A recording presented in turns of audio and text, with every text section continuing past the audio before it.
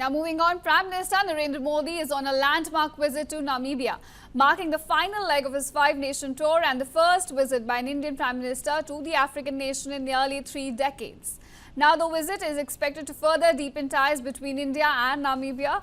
And especially speaking on Prime Minister Modi's visit, the High Commissioner of India to Namibia, Rahul Shrivastava, said that India is looking at exporting uranium from the African country and also that its recent oil discoveries are of great interest to New Delhi, crucial points being raised ahead of the visit. So the Prime Minister visit happens after a long gap of 27 years.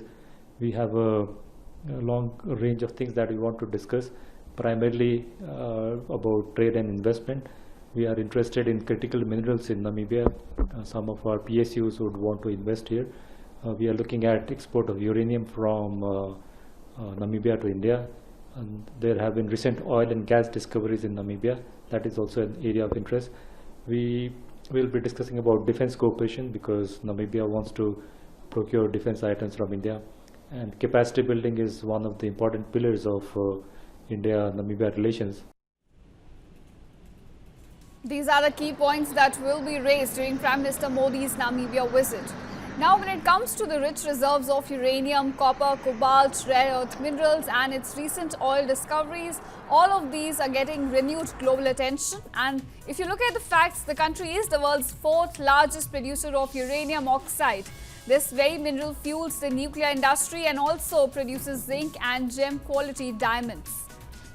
Now, during his stay in the capital, Windhoek, Prime Minister Modi will hold bilateral talks with the Namibian President. He is also going to address a joint sitting of the country's parliament.